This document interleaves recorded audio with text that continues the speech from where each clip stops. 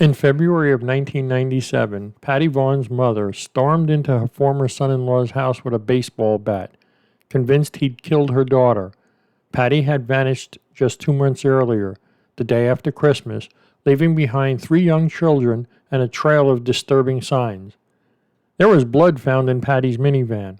More blood was discovered in the family home, and her estranged husband, J.R. Vaughn, had made a series of choices that only deepened the suspicions.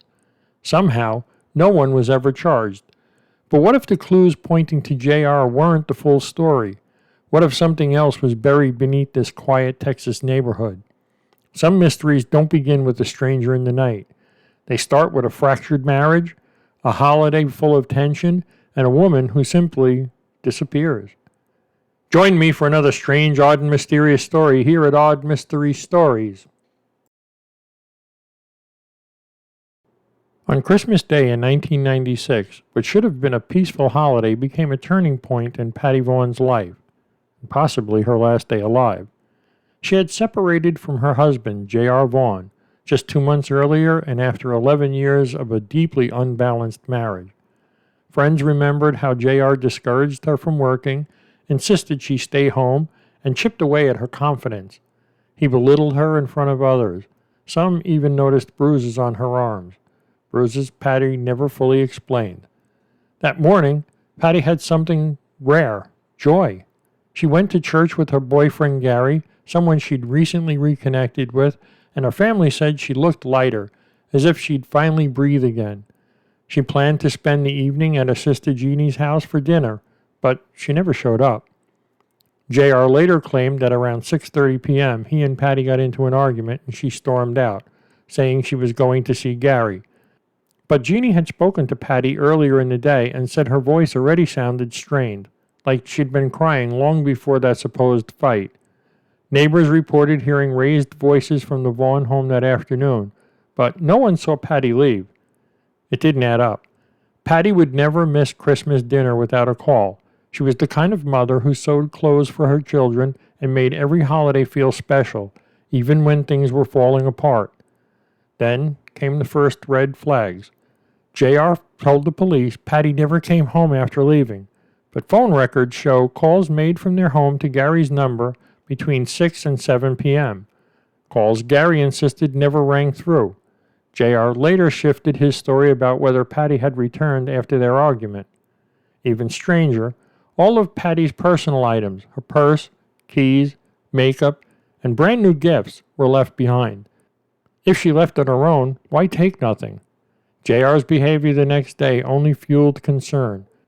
He waited until nearly midnight to report Patty missing, and by the next morning, he had already filed for divorce. For her family, nothing about that day felt like coincidence. The tension, the lies, the silence.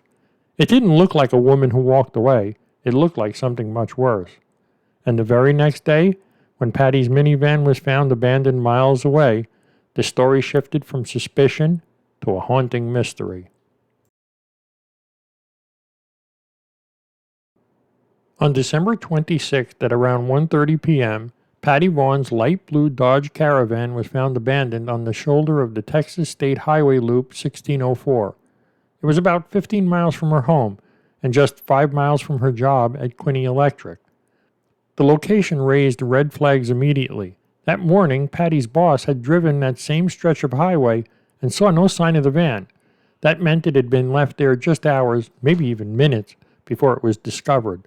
At first glance, it might have looked like a car problem. The front left tire was flat, but it wasn't punctured. The air had been deliberately let out. Someone wanted it to look like Patty had pulled over for car trouble. But the details didn't fit. The engine was still warm, and inside, the van was spotless, strangely clean for a mother of 3. There were even small puddles of water in the cup holders, a giveaway that the carpets had been recently shampooed. It looked like someone had tried to erase something. Fast. Then came another odd clue, the driver's seat. It was pushed all the way back. Far too far for Patty, who was petite, to have reached the pedals. Whoever last drove that van was taller than she was. In the back of the van, police found a pile of men's clothing, including a bright red workman's jumpsuit. The initials JM were stitched on the back. No one connected it to Patty. Not friends, family, or coworkers matched those initials. So who was JM? And why was his clothing left in the van? Patty's purse and keys were missing, but nothing else had been taken. The van didn't appear ransacked. It wasn't about theft. Then, forensic techs found something the cleanup missed. Blood. Splattered along the sliding door, pooled beneath the rear seat. Tests confirmed it was Patty's. Whatever happened to her, it had happened inside that vehicle. The fake flat tire, the warm engine, the deep clean, the seat pushed back, the blood, the jumpsuit. None of it felt random. Whoever staged the scene wasn't just hiding evidence, they were creating a story, a misleading one, and it worked, at least for a while. But as the days passed and Patty stayed missing, focus tightened. The clues in the van didn't just suggest a cover-up, they pointed investigators towards someone close to her, someone who had both motive and access.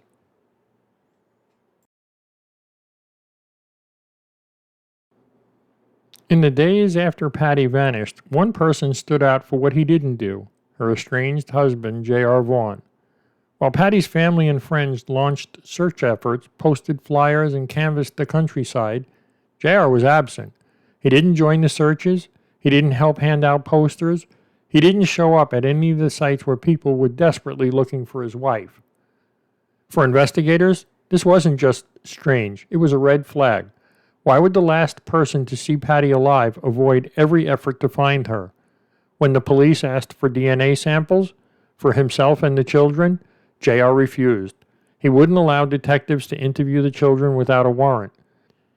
After just one 4-hour conversation with investigators, he hired a lawyer and cut off all further cooperation. Patty's cousin, Barb Kinsey, said later, J.R. made it clear he had no interest in searching for Patty, and when compared to Gary, Patty's boyfriend, who joined searches and fully cooperated with police, the difference couldn't have been more stark. J.R.'s choices at home only made things worse. On December 26th, just one day after Patty disappeared, he filed for divorce.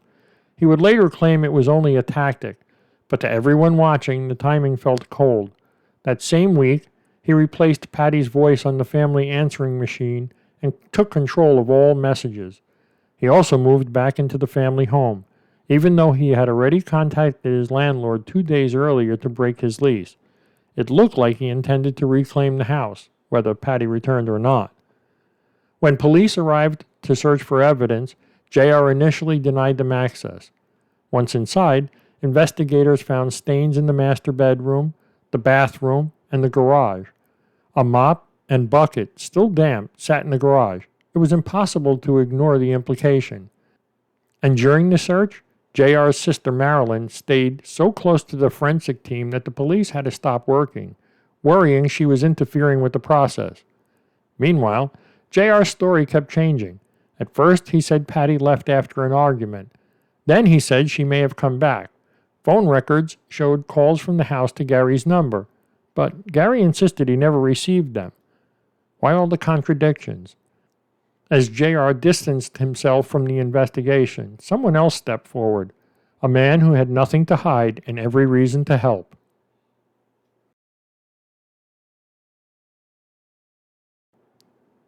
From the very beginning, Gary, Patty's boyfriend, made a very different impression than J.R. At the family's Christmas Eve gathering, he was welcomed with open arms.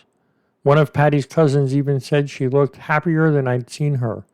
After years in a controlling marriage, that happiness mattered.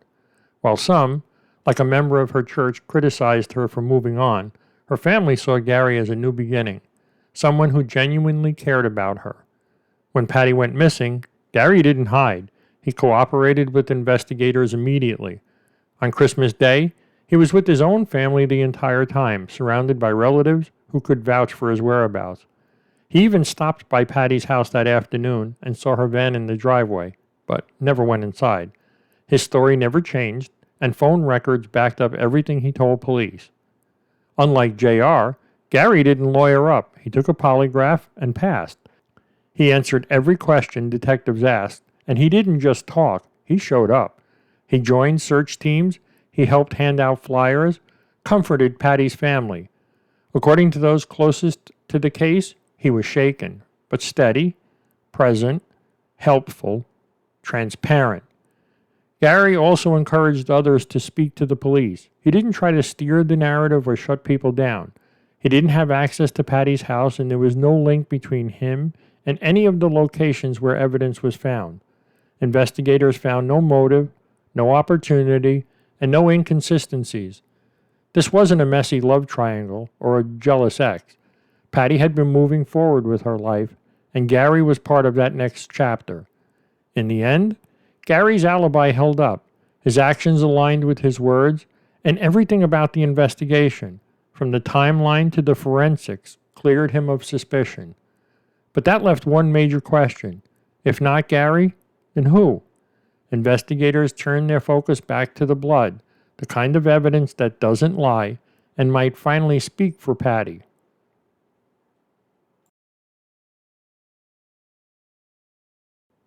When forensic investigators searched Patty's home, they used luminol, a chemical that reveals hidden traces of blood. What lit up was chilling.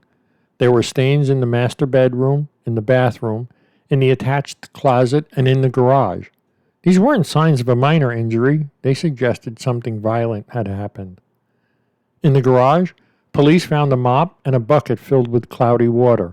The mop was still damp, and tests later revealed traces of bleach. Whoever had cleaned up had tried to scrub away the truth, but not everything disappeared. Swabs taken from those stains were later matched to Patty's DNA. The blood trail didn't end there. Inside Patty's abandoned minivan, investigators found more. Splatter along the sliding door and a pool of blood beneath the rear seat. It wasn't old. Analysts confirmed the blood was fresh, and there was a lot of it, enough to suggest a serious injury, maybe worse. The working theory came together piece by piece. Patty was attacked inside her home. The crime scene was quickly and sloppily cleaned. Then she was moved, likely in her own vehicle. The van was wiped down, the driver's seat pushed back, and it was dumped along the highway she never used. Nothing about it felt random. J.R. Vaughn told police he had no idea how the blood got there, but it was nearly in every room connected to the master suite. And one location raised even more questions. The closet. Why would Patty be bleeding in there? The evidence in the garage? The mop. The bleach. Painted a grim picture of a rushed and desperate cleanup. Investigators believed the path was clear. An assault in the bedroom, movement through the bathroom and closet, and an attempt to cover it all up before ditching the van. Patty's family believed it too. Her mother, Patsy Wallace, was so convinced J.R. was responsible that she broke into his home, not to vandalize but to look for answers. To them, the blood was undeniable, but to prosecutors, it still wasn't enough. Without a body, they hesitated. Texas had only secured a few no-body convictions at that point, and this case, as damning as it looked, didn't meet their threshold. The investigation also hit a bureaucratic wall. Patty lived in Wilson County. Her van was found in Bexar County. Jurisdictional disputes slowed everything down. Files shuffled back and forth. Momentum faded. Despite all that blood, the trail stopped at the van. No body, no location, no final clue. And even now, with so many signs pointing back to the same place and the same person, no one has ever been charged. So why didn't the blood lead to justice?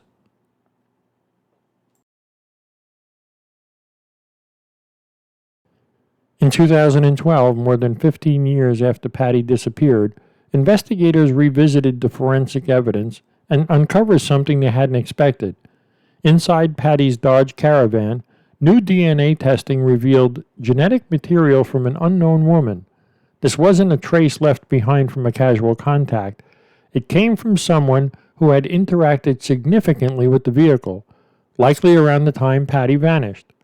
The sample didn't match Patty. It didn't match any family member, and no one had clear reason for this woman to have been in the van at all. One investigator would later say they had a strong idea of who the DNA belonged to, but they couldn't get a warrant. Without probable cause, they were stuck. The lead hovered just out of reach. What made it even stranger was where the DNA was found. The same area under the rear seat. Back in 1996, police discovered that bright red workman's jumpsuit with the initials JM stitched to the back. Two separate clues in the same place, both still unexplained. That changed how investigators viewed the scene.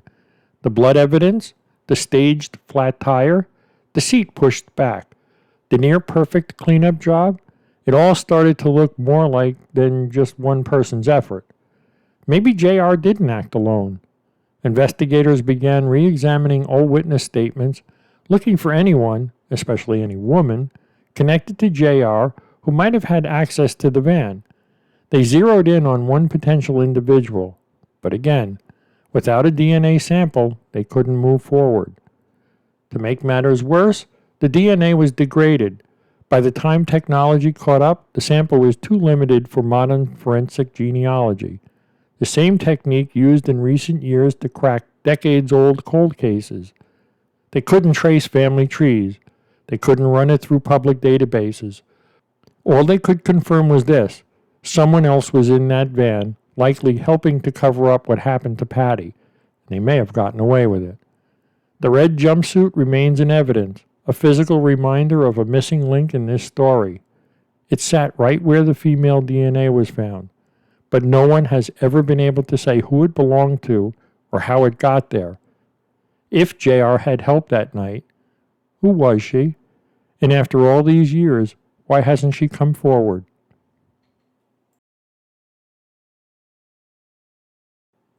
Privately, investigators believe the evidence points straight to J.R. Vaughn.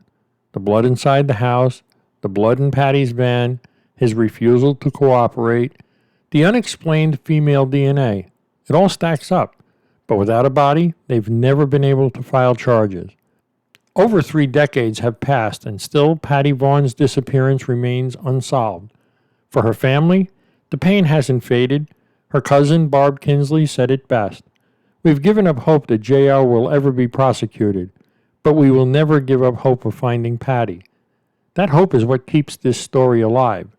If you know anything at all, contact the Bexar County Sheriff's Office at 210-335-6000. And if this case stayed with you the way it stayed with me, drop your thoughts and theories in the comments. Sometimes the right person hears the right story at the right time. Let's make sure Patty Vaughan is never forgotten. Hey, thanks so much for watching this story. If you're into true crime and odd mysteries like this one, I'd love for you to check out my new e-reading list over at bookshop.com. It's filled with gripping thrillers and mystery books I think you'll love. And if you'd like to support the channel and help keep these stories coming, you can join me on Patreon. Even buying me a virtual cup of coffee makes a huge difference. I truly appreciate your support. You'll find both links right below in the comments section. See you in the next one. Thank you.